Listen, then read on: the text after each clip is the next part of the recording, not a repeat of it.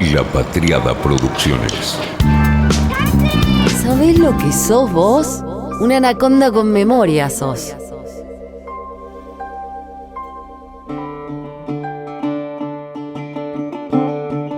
Longmont, Elgin, Morayshire, IB30 3SJ. Teléfono 44-01542-783400. Propietarios actuales: Chivas Brothers, el grupo Pernod Ricard. Ubicación: Speyside. Fuente de agua: manantiales locales. 4 alambiques de lavado, 4 de alcohol. Capacidad por año: 4,5 millones de litros. Actualmente produciendo. Datos duros. Vamos a arrancar así este episodio a todo dato. En 1894, Longmont Glenlivet Distillery Co. fue construida por John Duff, Charles Shires y George Thomas. En 1898 se crea la firma Longmont Glenlivet Distilleries Co. En 1970 se fusionan Glenlivet, Glengrant Distilleries y crean Glenlivet Distilleries Limitada. En 1977 es adquirida por Seagram Co. de Canadá. En 1994 pasan de los alambiques tradicionales a los de calentamiento a vapor. En 2001 Pernod Ricard compra Seagrams. En 2007 lanzan el Longmont 16 años y en 2012 reformulan la destilería.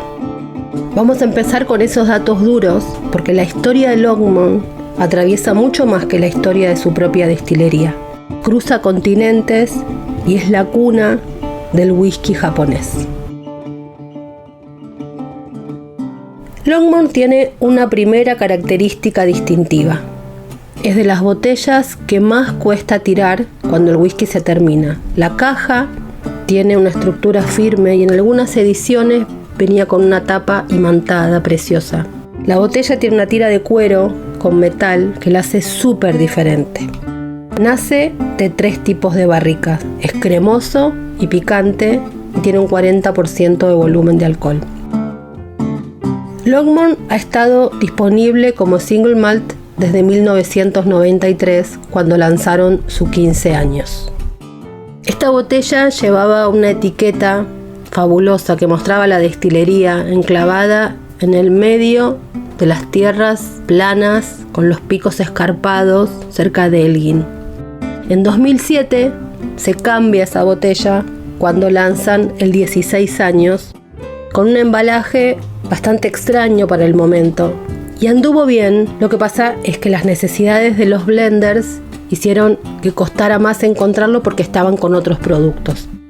Afortunadamente hoy es un producto habitual en las embotelladoras independientes y merecidamente ha creado un culto entre sus seguidores, especialmente en Japón.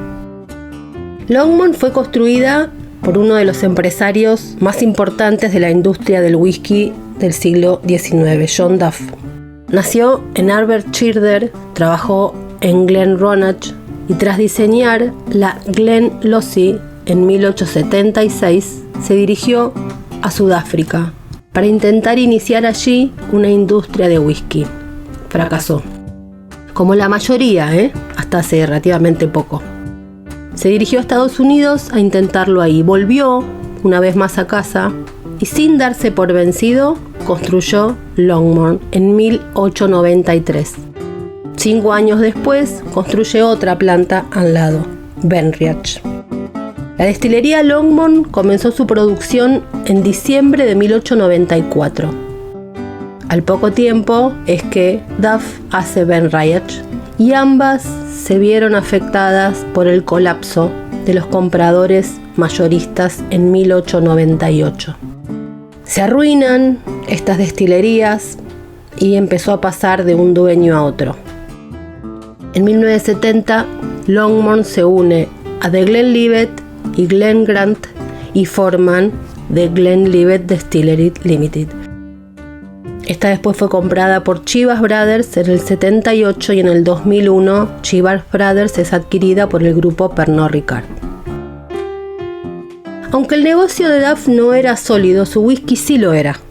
Y a principios del siglo XX, Longmont ya era una malta premiada, utilizada incluso en variedad de blends, como Vat 69 o Dewar's. En 1920, el joven Masataka Taketsuru, que es uno de los padres del whisky japonés y fundador de Nikka, pasa un periodo trabajando en esta destilería. Se dice que los alambiques de las dos destilerías de Nikka están moldeados a imagen y semejanza de los de Longmont. En 1970, la familia Grant y la mezcladora Hill Thompson, que tenía una larga relación con Longmont, se fusionan, y ahí es que crean The Glenlivet como destilería. Stuart y Richard Urquhart son los gerentes de Gordon y MacPhail y son gemelos idénticos. Eso hace que sea muy especial que estén lanzando The Twin Longmont 1961 whisky. Son los single malt de Longmont más antiguos jamás lanzados. Tienen una variedad de exquisitos. Por ejemplo, el Longmont 34 años que tiene 50% de alcohol, el 14 años 46, el 23, el 27 años, el 32 años, el 35 años con 52% de alcohol. Otro 35 que tiene 53, toda una variedad de whiskies distintivos, muy exquisitos. Pero el clásico es un NAS. NAS quiere decir Non-Age Statement, es decir, sin definición de edad. Y eso es lo que para The Longmont fue un nuevo enfoque de la marca, que reinterpretó el clásico. Mucho sabor a caramelo. Es un triple barrica, un triple cask single malt. Y las barricas por las que pasa son roble americano, las tradicionales de roble europeo y barricas de oloroso Jerez. La destilería tiene también su lema, como todas lo tienen, el secreto mejor guardado de Escocia. Según Chivas, es un equilibrado e increíblemente profundo whisky que va al paladar con notas especiadas y un toque dulce de caramelo. Cada expresión de Longmont se ha creado artesanalmente desde que John Duff estableció la destilería en 1894. Duff quiso unir artesanía y tecnología. Para ello construyó una estación de tren junto a la destilería para traer los mejores ingredientes y exportar el whisky rápidamente. También instaló alambiques bajos de hombros, es decir, que permiten un nivel de llenado inferior, lo que aumenta el contacto con el cobre durante la destilación. La expresión de 16 años de Longmont ha recibido críticas muy buenas y premios en concursos internacionales, incluidos la medalla de plata en el concurso mundial de bebidas espirituosas de San Francisco, y ha tenido calificaciones de 90 en 95 en las últimas décadas. Pero lo más interesante de Longmont es su historia de amor. La historia del whisky japonés es ante todo una historia de amor y está vinculada a Longmont. Y como toda historia de amor novelada y de whisky, está llena de traición, rencores y promesas. Todos los ingredientes necesarios para hacer una novela top. Al punto de que este whisky japonés, con una historia de Longmont por detrás, tiene hasta premios en la televisión pública nipona, porque hicieron una novela llamada Masak, ya vas a ver por qué. Todo empieza a finales del siglo XIX. En Japón estaban intentando destilar whisky sin ningún tipo de éxito. Y no es hasta que, entrados los años 20, Masataka Taketsuru, este joven químico, emprendedor, nacido en Hiroshima, que se mete de lleno a la industria. Esta historia te la contamos en un Anaconda dedicado especialmente a la historia de amor del whisky japonés, pero como estamos hablando de Longmont, podemos retomarla acá. Masataka Taketsuru era hijo de una familia de trabajadores. Su familia era propietaria de una productora de sake desde 1733 fabricaban sake, pero estaban enamorados de los whiskies escoceses y tenían una curiosidad de saber cómo es que se podía elaborar esta bebida que tanto admiraban. Habían leído todo sobre los modos de fabricar whisky en Occidente. Era también un gran admirador del whisky americano, pero especialmente el escocés. Así es que Masataka Taketsuru le promete a su padre que iba a convertirse en un elaborador de whisky. Y es ahí donde empieza su obsesión por convertirse en un master blender. Masataka por aquel entonces trabajaba en la empresa Setsu Yuso y convence a los de la empresa de la posibilidad de elaborar whisky japonés. Y les garantiza que va a ser un éxito, un adelantado. Así que la empresa decide enviarlo a Escocia para que aprenda los secretos de la destilación del whisky escocés.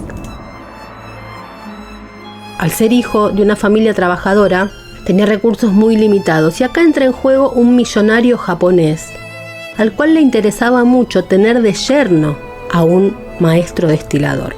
No solo por la fascinación por la bebida, sino también porque quería que su hija se casara con él. Entonces paga el viaje de Masataka a Escocia. El viaje empieza en Kobe, pasa por varias bodegas de vino en San Francisco, California, y luego llega a Escocia. Masataka llega a tierras escocesas a finales de 1918.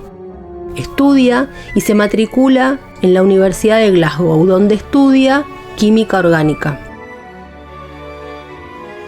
Al verano siguiente, estudia con Thomas Stuart Patterson, el reconocido presidente de la empresa Gardiner de química. Ese mismo año es que trabaja en las destilerías Strapsay y Longmont, y ahí aprende el arte de la destilación. A mitad de año se traslada a las Lowlands para trabajar en la destilería de James Calder. Ahí aprende los secretos del coffee grain, que es un whisky de grano que se hace con las columnas de destilación. Y ese año conoce a una de las hijas de un tal Dr. Cowan, científico fallecido que dejaba a su mujer y sus hijas en una situación económica muy precaria. Entonces la mujer le propone a Taketsuru alquilarle una habitación para que viva a un precio razonable a cambio de que él les enseñe los secretos del Jiu-Jitsu, ese arte marcial que Taketsuru manejaba muy bien. Taketsuru conoce a una de las hijas de la familia Cowan, Jessie Roberta Rita Cowan, y se enamora. Rita estaba comprometida con un joven de una familia muy acaudalada de Escocia, pero rompe su compromiso porque también se enamora de Taketsuru. Se casan en 1920, se mudan a Campbelltown y ahí Taketsuru seguiría trabajando en destilerías. En este caso trabaja en la Hazelburn y ahí sigue aprendiendo el arte de los blend, que es lo que terminaría de darle forma a su idea de whisky escocés. Vuelve a Japón luego de pasar un tiempo por Estados Unidos con un montón de conocimiento sobre whisky y con una esposa. Y ahí entra en escena otra persona clave para el desarrollo del whisky en Japón, Shinjiro Tori, un avispado farmacéutico enamorado de los destilados y de los vinos europeos que quería hacer algo con eso. De hecho, Shinjiro se dedicaba a importar vinos portugueses.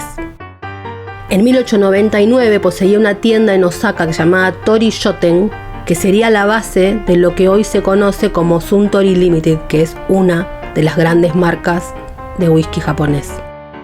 A mediados de los años 20, Shinjiro se entera del periplo de Masataka Taketsuru por Escocia y todos los conocimientos que había adquirido, y también se entera de los problemas económicos que tenía, porque la empresa que lo había mandado estaba en quiebra y el millonario que le había dado el dinero para viajar, cuando se enteró que no iba a casarse con su hija, no solo que se enojó, sino que le pidió el dinero. Shinjiro se aprovecha un poco de la situación y le propone a Masataka Taketsuru contratarlo para que juntos elaboren un whisky japonés, hecho por y para japoneses, algo impensado para la época.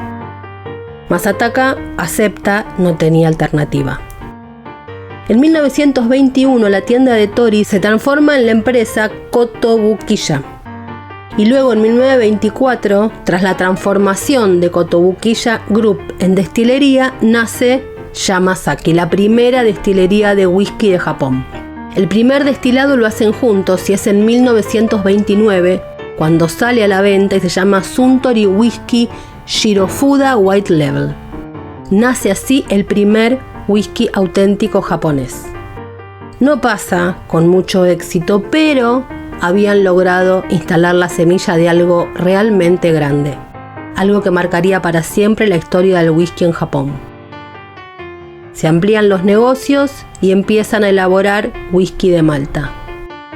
Después de unas idas y vueltas, Masataka y Shinjiro se pelean y terminan convirtiéndose en rivales, porque Masataka Taketsuru funda su primera destilería, Yoichi, ubicada en la isla de Hokkaido, la isla más al norte y que según él tenía las condiciones climatológicas más similares a Escocia. La destilería no sacaría su primer whisky hasta 2 años después de su fundación y se convierte en la primera destilería con el uso de la maduración en roble de Japón. En 1934, Taketsuru funda Dai Nippon Kashu-on, gran compañía de jugos de Japón, y posteriormente en 1952 da nacimiento a Nikka Whisky, la segunda gran destilería japonesa y por varios años la que fue la mejor. El nombre Nikka nace de Dai Nippon Kashu. Ahí es que Nikka empieza a elaborar los blends de gran calidad. En 1961 muere Rita y un año después muere Tori. En 1963 se importan a Japón las primeras columnas de destilación para la elaboración de coffee grain. Nikka no exportaría sus whiskies a Europa sino hasta el año recién 2001, y ahí nace Nikka Whisky, directo del barril. Se cuenta que la obsesión por la perfección de Masataka por obtener los destilados similares a los escoceses no solo se basaba en usar alambiques hechos con los mismos materiales, sino que tenían que tener las mismas características, un golpe, una magulladura o algún detalle que le encontrara lo repetía. Por eso dicen que los alambiques japoneses son iguales a los de Longmont. En 1963, Shinjiro le cambia el nombre a Kotobukiya y le pone Suntory, la muy famosa hoy destilería japonesa. Suntory no es más que un acrónimo de Sun, Sol, y su apellido Tori, solo que le modifica la I y cambia la I latina por una Y, Suntory. A finales de los 70, Suntory hace una enorme campaña de marketing y contrata para hacer sus publicidades nada menos que al director japonés Akira Kurosawa, que decide contratar a personalidades del mundo, como por ejemplo Francis Ford Coppola, quien viaja a Japón con su hija Sofía, y ahí nace el guión de la película Lost in Translation, que es justamente la historia de una persona, Bill Murray en este caso, de Estados Unidos, que viaja a Japón para hacer una publicidad de whisky. El círculo Japón, Estados Unidos y Longmont. Este círculo que se inicia siglos antes, pasa por los Estados Unidos, llega a Japón y vuelve nuevamente a la zona de Speyside, a Longmont.